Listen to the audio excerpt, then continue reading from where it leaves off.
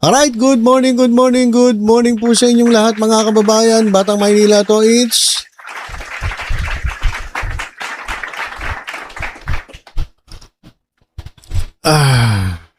sarap magkape habang nag-imagine mga kababayan, ano? Sarap magkape kapag nag-imagine. Eto mga kababayan, mag-update tayo dito kay DDS na manyakol na na congressman diyan po sa 4th District, diyan po sa Quezon City.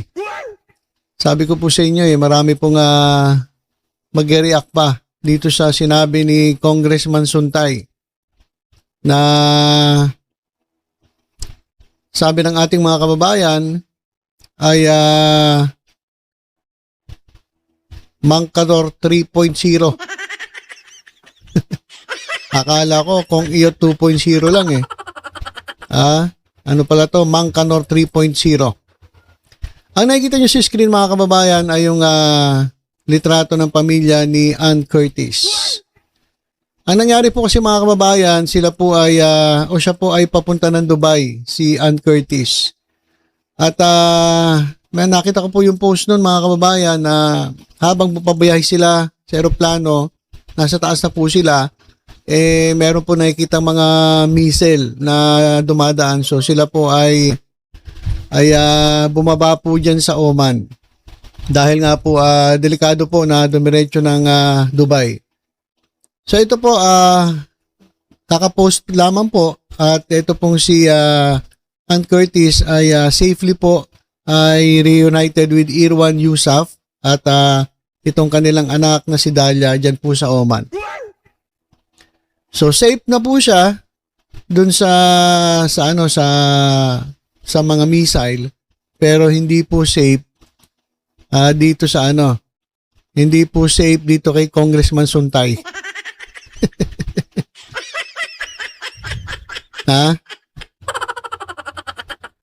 So grabe kasi itong si Congressman Suntay, itong napakabastos na DDS na congressman na doon po sa hearing ng House Committee on Justice, yan po sa House of Representatives, ay tila ba parang siya ay nag-abogado kay Sara Duterte. Kabi-kabila ang kanyang pagkontra at talagang diversion ata itong pinagsasabi. Kung ano-ano na lang ang pinagsasabi ni Suntay na walang kakwenta-kwenta. Ito pakita ko sa inyo. Ayan po yung pamilya ni Suntay. Pati pamilya ni Suntay nadamay na. Tingnan mo pinagagawa mo, Congressman Suntay, Bong Suntay. Pati tuloy yung pamilya mo nadadamay sa ginawa mo, sa pahayag mo. Ayan, may nag-post to. Hindi ako nag-post yan May nag-post. Doon sa, ayan, pinost yung pamilya mo, tapos nakasulat yung sinabi mo tungkol kay Ann Curtis. Ayan nakasulat. Alam mo, minsan, nasa Shangri-La ako, nakita ko si Ann Curtis. Ang ganda-ganda pala niya. You know, may desire sa loob ko na nag-init talaga. So, nag-init daw siya. Sabi niya sa interview, nag-init daw siya dahil mainit daw sa Pilipinas.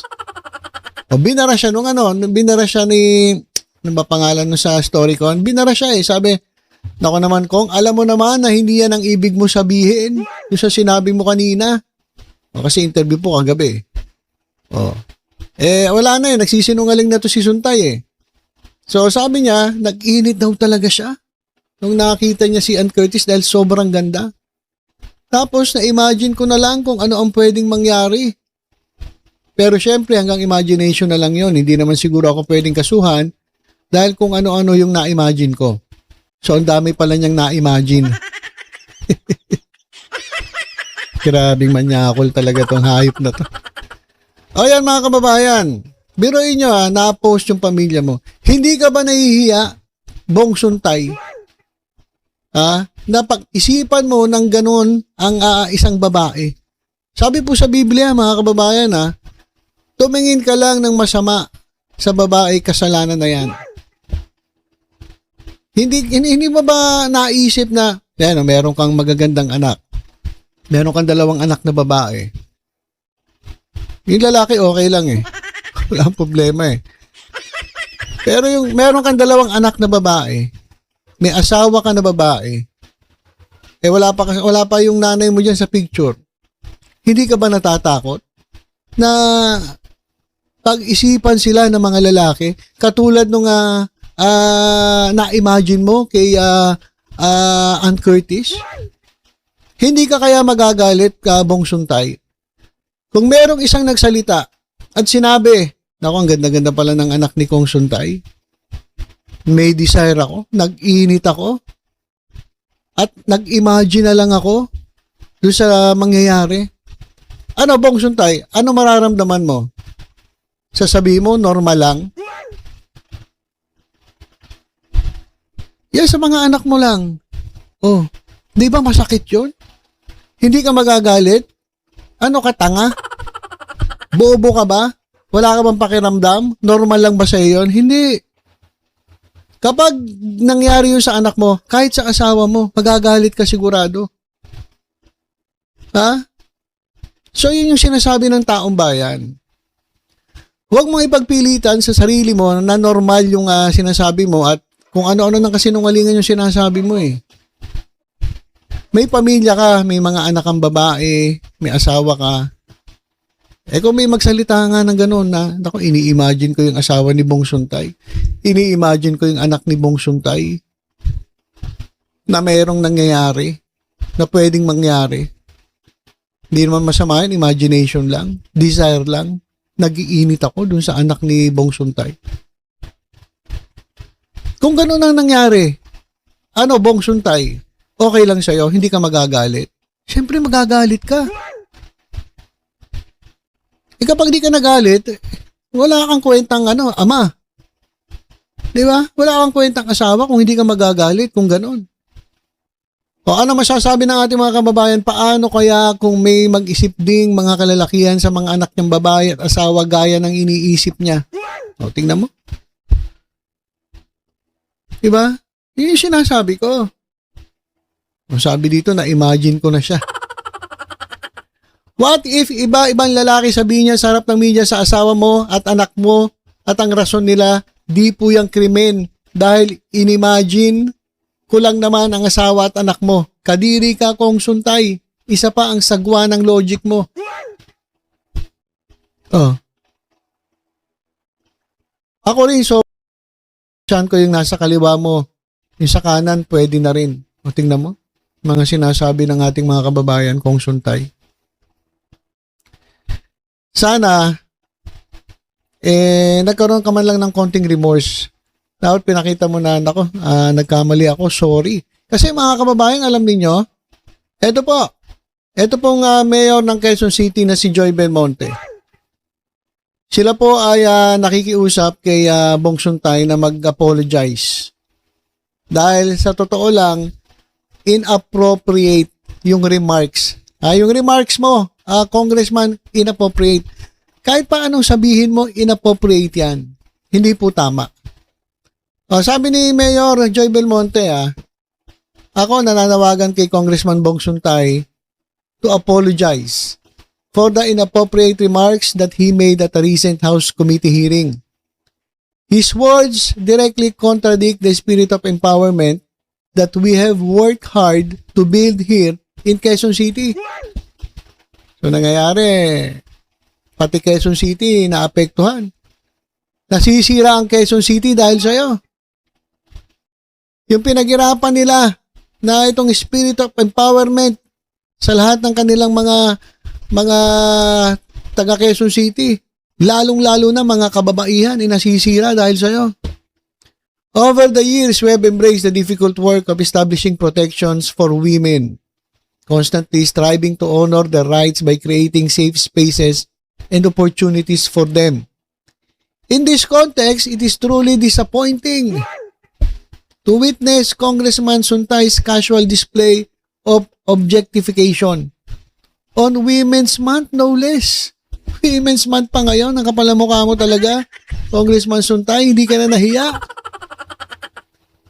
Women's Month pa? Doon ka pa gumanyan? Doon mo pa inilabas yung iyong kabooglihan? But what makes this incident especially troubling is the fact that as former member of our city council, he was part of the body that passed our Gender and Development Code. Ikaw pa, kasama ka pa doon sa nagpasa ng inyong Gender and Development Code dyan sa Quezon City. So hindi mo pinamumuhay yung ipinapasa nyong mga ordinansa o mga batas dyan sa Quezon City nung ikaw ay Quezon City Council member pa lamang. Moreover, he was majority floor leader of the City Council. When we passed the Bawal Bastos Ordinance, tingnan mo, majority floor leader ka, pinasa nyo yung Bawal Bastos Ordinance, eto palang majority leader nyo, nangungunang bastos. Walang iya ka talaga, Congressman Suntay. Ano yan? Nagpapasa ka ng Bawal Bastos Ordinance, tapos ikaw pala bastos? Anong klase kang mamamayan? Which declares, ano ba yung Bawal Bastos Ordinance? Dinideklara nito na ang lewd, malicious, and demeaning remarks and acts have no place in public life. Wala pong mga lugar yan dito sa Quezon City. Kayo pa nga, ikaw pa pala ang majority leader, walang hiya ka. Gagalit kayo sa mga bastos, ikaw pala bastos. Ito pong polisiyang ito ay in-institute ng Quezon City noong 2016 ahead of the National Safe Spaces Act. Our policies are a declaration of our city's values of what we stand for and what we refuse to tolerate. We expect our elected officials to be first to live by them. Alam mo, talagang ikaw, Suntay, dapat hindi ka naging congressman eh. Kasi okay lang sana kung ordinaryong tao ka lang mamamayan, bahala ka sa buhay mo, pero ibinoto ko ng taong bayan, nilagay ka sa posisyon para maging halimbawa, para maging representative nila. Tapos anong klase kang representative? Sabi nga ni Jesus Palsis Attorney Palsis taga Quezon City siya, 4th District. Pero nahihiya siya. Nahihiya siya doon sa ginawa mo. Ha? Kaya nga sabi niya, pasalamat siya, hindi ka raw binoto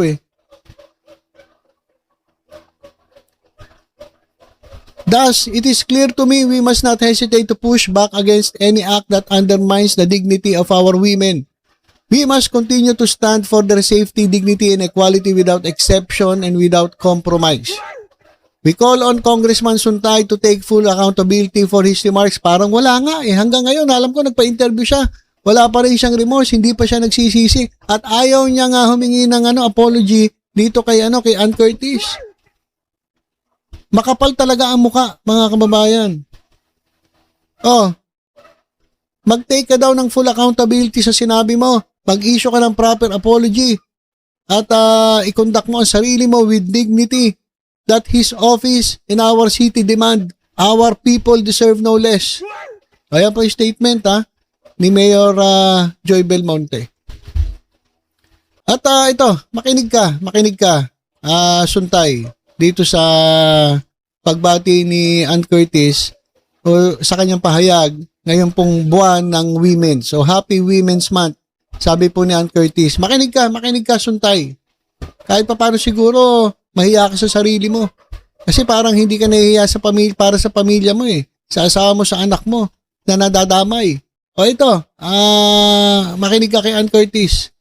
And of course, to all of the women who are paving the way for little girls to become leaders, being such a good example na parang kaya nilang abutin yung mga dreams nila. So to all of the women out there, Happy International Women's Day. Ayan mga kababayan, Women's Month. Ngayon pa talagang Women's Month, saka ka ng bastos ng katulad ni Ann Curtis, na parang ambassador to ng women Halimbawa ito ng kababaihan, tapos yun pa ang binastos mo. Aminin mo na kasi na binastos mo, Kung Suntay. Huwag ka na mag-deny. Dahil ang dami nang nagagalit sa'yo. Sa totoo lang, ang dami nang nagagalit sa'yo. Eto si Gabriela Partilis, Sara Ilago. Hindi niya na pinalagpas yung sinabi ni Suntay. Sabi ni Elago, mag-public apology ka sa imagination mo kay Ann Curtis. Mag-apologize ka. Alam niyo mga kababayan, apology, napaka-ano nga lang nun eh. Napaka-babaw. Sabi nga ng iba, dapat kasuhan ito sa Ethics Committee. Diyan sa Congress. Sana merong maglakas ng loob na kasuhan itong si Suntay. Diyan po sa Ethics Committee. Dahil sa kanyang imagination. Imagination dito kay Ann Curtis. At ito pa, pati sila Corina, si Pinky, hindi naiwasang pag-usapan itong imagination ni Suntay. Sabi ni Corina, yung pagbabalik ni Pinky, naabutan kaagad niya yung pambabastos ni Congressman Suntay. So tingnan nyo pambabastos yung ginawa mo, Suntay. Pambabastos. Wag mo nang i-deny lahat ng tao, lalong-lalo na kababaihan, yung sinabi mo para sa kanila kabastusan. So wag mo nang pagtakpan sarili mo. Maawa ka sa nanay mo, maawa ka sa asawa mo, maawa ka sa sa mga anak mo na ngayon binabastos na sa social media. Dahil sa'yo, sa kakagawan mo. Yun ang gusto niyang pag-usapan, hindi yung dahig. So, nawala na yung usapan ng dahig. Mas gustong pag-usapan yung kabastusan nito ni Suntay. Sabi ni Pinky, you know why? Because I think that I feel somebody might file an ethics complaint against him. I mean the fact that Congresswoman Zamora said, I want that stricken out of the record because she was obviously offended. And I'm sure a number of other women will be offended as well. Marami pa talagang ma-offend sa sinabi nito ni Suntay. Eto mga kababayan, yung kapatid mismo ni Ann Curtis, etong si Jasmine Curtis Smith. Sabi po sa kanyang social media, dito sa X, sabi niya, respectfully, Bong Suntay, what on earth? Bakit ganon ang thinking? Happy National Women's Month. Ayan, Bakit ganon ka mag-isip? Ano ba nangyayari sa Earth?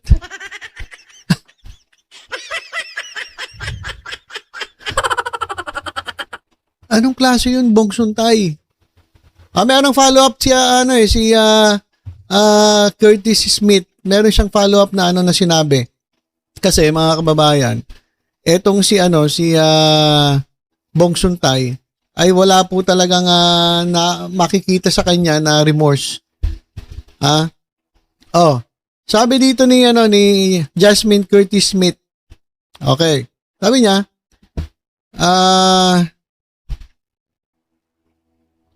ito.